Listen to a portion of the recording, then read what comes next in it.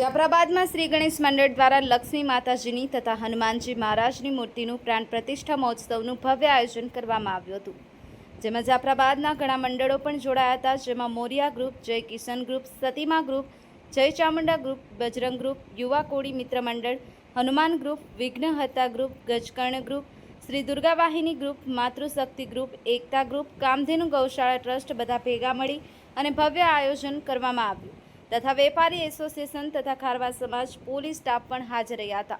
સૌ લોકો ભેગા મળી સુંદર આયોજન કરવામાં આવ્યું. જાફરાબાદમાં મૂર્તિની શોભાયાત્રા કાઢી અને જાફરાબાદની શોભા વધારી હતી. લોકો ભેગા મળી યજ્ઞનું પણ આયોજન કરવામાં આવ્યું હતું. સૌ ભક્તોએ ભેગા મળી અને પ્રસાદી પણ લીધી હતી. રાત્રે લોક ડાયરાની પણ રમઝટ બોલાવી હતી. Manubhai Parmar, Mahadev Times News, Jafrabad.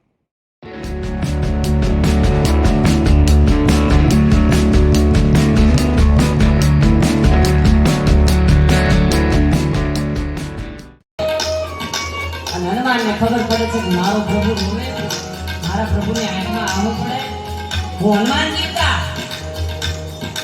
કરી ગયો છું. એટલા માટે કાગબાપુ અને જબરજસ્ત મેઘાણી એ બે ખજૂરીના નેહડે મહેમાન થયેલા અને એમાંય રાડ પડી કે હાવજ આવ્યો અને એમાંય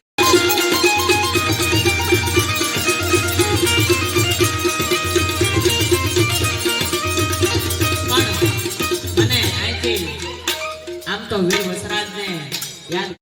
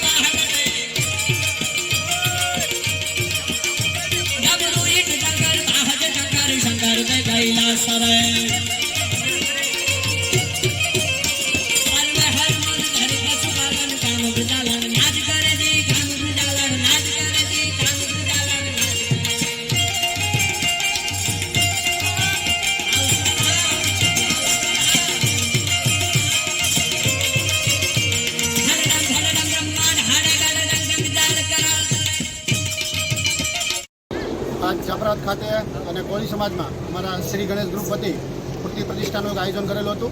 હનુમાનજી મહારાજ અને મહાલક્ષ્મીની મૂર્તિ બેઠાડવાની હતી. તો ઘણા વખતે અમારું એક આયોજન કરેલું હતું. તો આજના દિવસે આ આયોજન સફળ થયું અને આજે અમારો 21 કુંડી યજ્ઞ છે, સાથે 40 દંપતી બેઠા છે. મહાપ્રસાદનું પણ આયોજન છે.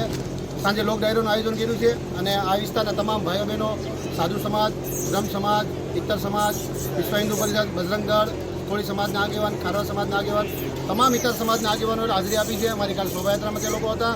અત્યારે પ્રસાદ લેવામાં પણ તે લોકો બધા આવ્યા છે અને આખું પ્રોગ્રામ હળીમળી અને અમારા તમામ ગ્રુપના સભ્ય આખા ગ્રુપના સભ્યોએ આ આયોજન કર્યું. ગણપતિ બાપાને પ્રાર્થના કરીએ કે આવનારા દિવસોમાં અમારું ગ્રુપ છે આવા અલૌકિક કાર્ય કરતા રહી અને સેવાના કાર્યમાં અમારું ગ્રુપ હંમેશા આગળ રહે. ગણપતિ બાપાને અને હનુમાનજી મહારાજને અને લક્ષ્મીજીને પ્રાર્થના.